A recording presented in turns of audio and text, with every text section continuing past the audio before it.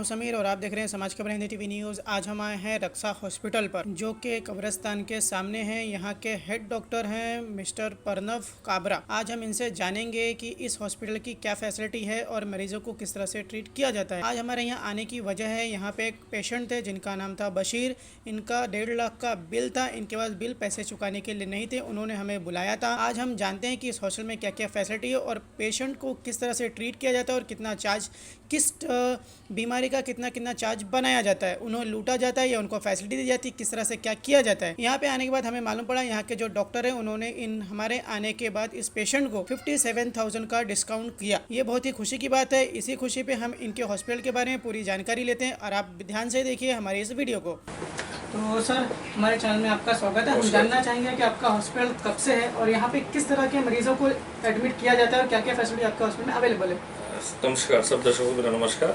समाज की खबरें का मैं धन्यवाद देता हूँ कि वो मेरे पास आए और रक्षा हॉस्पिटल की जानकारी के लिए मुझे पूछा है। सबसे पहली बात है कि रक्षा हॉस्पिटल जो है मारवे चारकोप जंक्शन पे मालवनी 1 नंबर से आधे किलोमीटर दूर पे लोकेटेड है। अस्मिता ज्योति बिल्डिंग D11 फर्स्ट फ्लोर पे। ये अस्पताल सारी सुविधा के साथ उपलब्ध है। ICU है, वेंटिलेटर है, बाईपास मशीन है, ऑपरेशन थिएटर है। बाईपास मतलब हार्ट का जो सर्जरी छोड़ के हम यहाँ सारी सर्जरीज करते हैं, चाहे ब्रेन सर्जरी हो, स्पाइन सर्जरी हो, कैंसर सर्जरीज हो। हमने पिछले महीने 2-3 अच्छी कैंसर सर्जरीज की है। जो आंतरिक का कैंसर होता है उसको निकाल के पेशेंट को ठीक करके घर भेजा है और काफ़ी वाजिब दामों पर भेजा है। हम सबसे पहली बात है, पेशेंट जब यहाँ एडमिट होता है तो 24 घंटे तक हमको दवाइयाँ दी जाती है, उनको ट्रीटमेंट किया जाता है। 24 घंटे में पेशेंट का को 2 टेंशन होती है, एक तो ट्रीटमेंट और एक बिलिंग, डिपॉजिट पार्ट। तो हम डिपॉजिट के लिए उनको 24 घंटे का टाइम देते हैं और ट्रीटमेंट स्टार्ट करते हैं। 24 घंटे में हमें समझ में आ जाता है कि पेशेंट किस कंडीशन में आया है, उसको कितना टाइम लगेगा इलाज के लिए। वो इलाज का समझो 7 दिन लग रहा है, 10 दिन लग रहा है, हम पेशेंट को पैकेज या एक अमाउंट बता देते हैं। वो हिसाब से पेशेंट्स को हम यहाँ इलाज करते हैं। एक मेरा सिद्धांत हमेशा से रहता है, पेशेंट जो रक्षा की सीढ़ी चढ़ेगा इलाज करा के उतरेगा, क्योंकि money is secondary to me, life is first to me. एक बार जान गई वापस नहीं आएगी, पर पैसा तो नो डाउट ऊपर वाला है, दे देता है, कोई कमी नहीं रखता। सर, इसके पहले आपके हॉस्पिटल किसी ने ऐसा कोई कंप्लेन किया कि यहाँ से किसी को कोई तकलीफ आई है?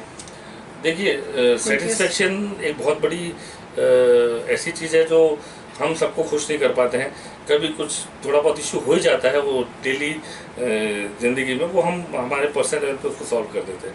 और पर्सनली हमारे स्टाफ जो है और हमारी जो एडमिन है, मैडम है, वो पर्सनली हर पेशेंट के पास रोज़ सुबह जाके उनसे डिटेलिंग लेती है। रोज़ सुबह सबसे पहले उनका राउंड होता है कि पेशेंट को खाना मिलानी टाइम पे। सबसे बड़ी बात है, इन हाउस हम यहाँ फूड देते हैं। सुबह का नाश्ता, चाय, दोपहर का खाना, शाम का सूप, रात का खाना और रात का दूध 1 ग्लास हर पेशेंट को दिया जाता है, वो भी not charging extra. It's include in the per day charges of the bill. तो जो आपके हॉस्पिटल में जैसे कि फैसिलिटी दी जाए, ICU हो गया, वेंटिलेटर हो गया या बेड चार्ज, उसके कुछ चार्जेस बताएंगे?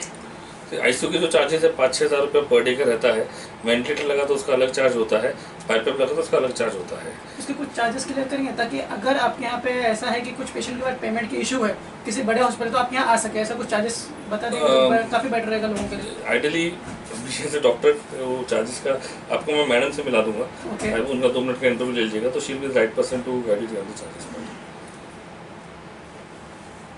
इसके अलावा जैसे जो कोरोना चल रहा है, आपके हॉस्पिटल में कोरोना के पेशेंट को लिए जाते हैं?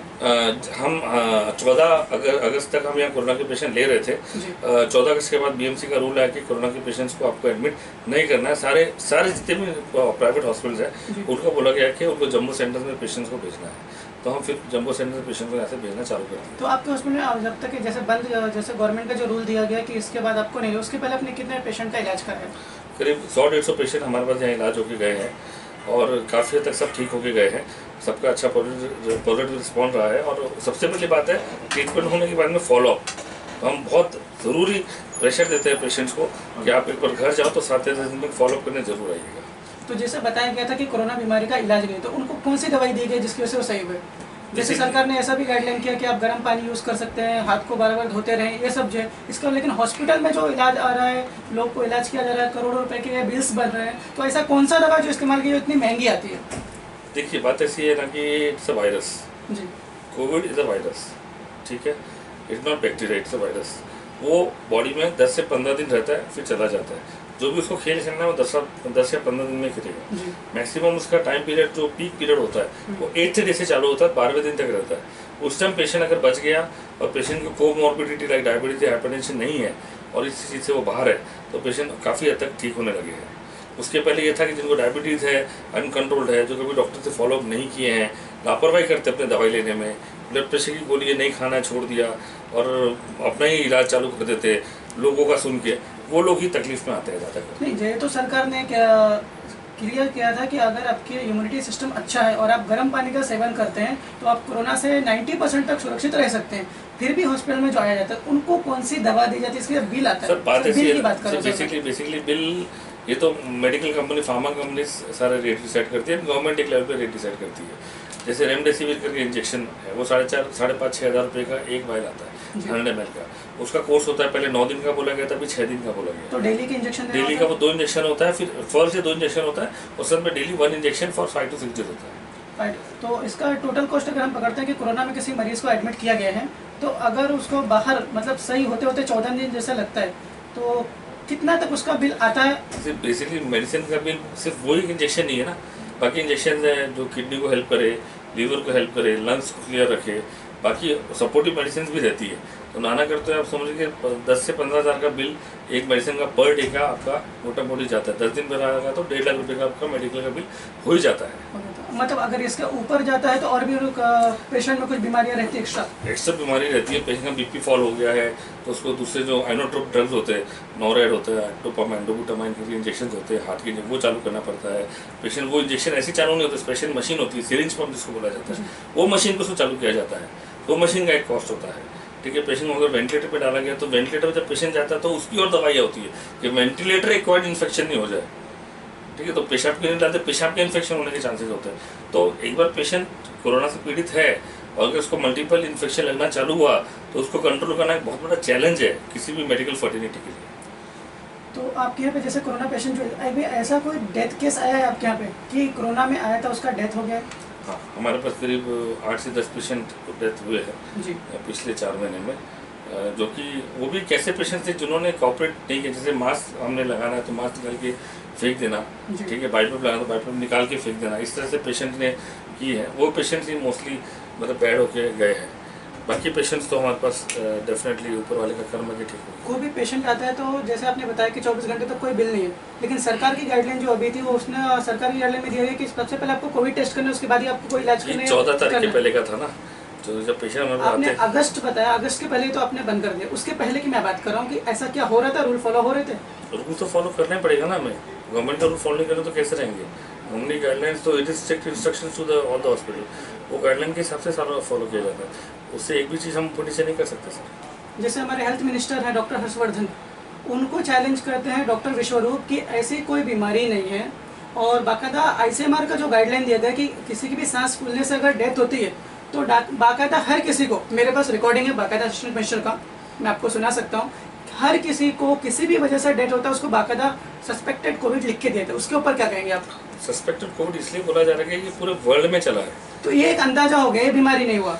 नहीं, सस्पेक्टेड कोविड है। अगर समझो उसको टेस्ट नेगेटिव आया है, टेस्ट नेगेटिव कब आएगा? समझो आपको सॉफ्ट टेस्ट लिया जा रहा है, गले से लिया जा रहा है, वो ट्यूब तो अंदर नहीं जा रही है जी। गले में जो आपको जो थूक या जो भी आपको जो सेक्रेशन है उसका टेस्ट करके उसको पॉजिटिव नेगेटिव, पर देयर आर टेस्ट तो चलो आज आए हैं, आईसीएमआर ने गाइडलाइन आज है। अगर समझो टेस्ट नहीं आया होता तो इनिशियली कोई हुआ था चाइना में, इनिशियली 1 महीने तक लोगों को समझ में आया नहीं था कि कौन सी बीमारी क्या है। फिर स्वैब टेस्ट निकाला गया और 10 तरह की, अभी ब्लड टेस्ट अभी आया है, रैपिड टेस्ट ब्लड का भी आया, ये सब पहले नहीं था। मेरा मानना है क्लिनिकली आप समझो, क्लिनिकली आप देखो, क्या बैक्टीरियल निमोनिया इस तरह से रिवर्ट करेगा? कभी नहीं करेगा। सर, हमारे पास ये भी है कि टीवी से हर साल 5.7% वो तो डेथ होती है सालों से। तो कोरोना में तो अभी तक सिर्फ 70,000 हुआ, तो कोरोना ज़्यादा हार्मफुल हुआ या टीवी? It's a virus. फिर मैं आपको समझा रहा हूँ, फिर से मैं आपको समझा रहा हूँ। नहीं, वही मैं अच्छे से वही से तो जानना चाह रहे कि टीवी पे बाकायदा वेबसाइट पे दिया है 24 मार्च को, अभी आप ये 23 मार्च को लॉकडाउन लगा। अभी आप ये बोलेंगे ये 24 तारीख को पिछले 4 महीने से मुंबई लॉकडाउन था तो कोई रेल एक्सीडेंट नहीं हुआ, कोई रेलवे के नीचे नहीं मरा क्योंकि रेल बनता, रोड एक्सीडेंट नहीं हुआ, ठीक है, डोमेस्टिक वायलेंस ज़्यादा आगे बाहर। तो एवरी बीमारी, every situation has pros and consequences. अभी अगर रेल एक्सीडेंट से नहीं हुआ तो लोग कोरोना से जा रहे थे। ऐसे ऐसे लोगों को मैं जानता हूँ जो 3-3 महीने घर से बाहर भी नहीं निकले, उनको कोविड पॉजिटिव हो गया। अच्छा, ऐसी भी है कि वर्ल्ड बैंक से जिस हॉस्पिटल में डेथ होता है, एक डेथ के ऊपर $4,000 यूएस से आता है, तो आपको क्या लगता है आपके हॉस्पिटल में तो 10 मरीज हुए? ये प्राइवेट हॉस्पिटल किसी को नहीं मिल रहा है, it is only with the government. No private hospital is been benefited with that, not a single hospital. एक भी हॉस्पिटल प्राइवेट को कोई भी फंडिंग न गवर्नमेंट की तरफ से मिली है न प्राइवेट कोई एनजीओ से मिली है। ये हम जो भी हमारे प्राइवेट हॉस्पिटल है, ये हम हमारे खुद के बलबूते पे मशीन ला रहे हैं, खुद के बलबूते पे हम रिस्क उठा रहे हैं, खुद के बलबूते पे हमारे स्टाफ को कन्विंस करके उनका हम इलाज कर रहे हैं। लोग इलाज करें, हमारे स्टाफ की सैलरी हमें थोड़ी बढ़ानी पड़ी, उनको कन्विंस करना पड़ा, उनका ब्रेन वॉश करके उनको हिम्मत जतानी पड़ी कि नहीं हमें लड़ना पड़ेगा, हमें हमारे पेशेंट्स को संभालना पड़ेगा। आज के तारीख में पेशेंट काफ़ी इनिशियली जब स्टार्ट हुआ था कोरोना, स्टाफ इतने डरे थे कि आधे से ज़्यादा स्टाफ हमारे खौफ भाग गए थे। जैसे कि वर्ल्ड बैंक से हमारे प्राइम मिनिस्टर ने $76 बिलियन का लोन लिया और कहा कि इसको हम मेडिकल पे और अन्य योजना में खर्च कर रहे हैं, तो आपको प्राइवेट सेक्टर में कुछ भी नहीं दिया गया? नहीं, नॉट सिंगल पे। तो हमने डॉक्टर सर से यहाँ से बात किया, इन्होंने काफ़ी अच्छे से हमें गाइड किया। अब हमारे पास एक ही रह गया खाली ऑप्शन पूछने के लिए कि वेंटिलेटर का या इनका बेड का क्या चार्ज है, वो हम मैडम से जानते हैं। तो आप देख सकते हैं ये रक्षा हॉस्पिटल का फाइल है। अब हम मैडम से बात करेंगे यहाँ पे क्या चार्जेस लगाए जाते हैं। तो मैडम, हमारे चैनल में आपका स्वागत है। हम आपसे ये जानना चाहेंगे कि यहाँ पे जो पेशेंट एडमिट होते हैं उनका बेड का क्या चार्ज होता है, आईसीयू का चार्ज क्या होता है, उसको कौन कौन से पेशेंट को लिया जाता है यहाँ पे? एक्चुअली अभी तो हमारा हॉस्पिटल कोविड में कन्वर्ट हुआ है जी था, मतलब इनफैक्ट तो बीएमसी के हिसाब से हम चार्जेस ले रहे थे। जो बीएमसी का जीआरए आया था 7,000 per day, which include stay, nursing, doctor, ventilator, high drugs, medicine, साथ एक्सरे, ब्लड टेस्ट, सब 7,000 में हमें पेशेंट को ट्रीट करना है। ये तो कोविड के लिए। कोविड नॉर्मल टाइम पे कैसे करते हैं? नॉर्मल का तो 4,500 पर डे का चार्जेस रहता है आईसीयू में। हाँ, और नॉर्मल अगर बेड है तो नॉर्मल बेड 3,500। समाज की खबरें हिंदी न्यूज चैनल को सब्सक्राइब करें, बेल आइकन दबाना ना भूलें। अगर आपको अच्छा लगे तो लाइक और शेयर भी जरूर करें। अगर आपको हमारे साथ जुड़ना चाहते हैं, अगर किसी भी तरीके का न्यूज या एडवर्टाइजमेंट देना चाहते हैं तो आप हमें इस नंबर पर कॉल करें 7666471110। धन्यवाद।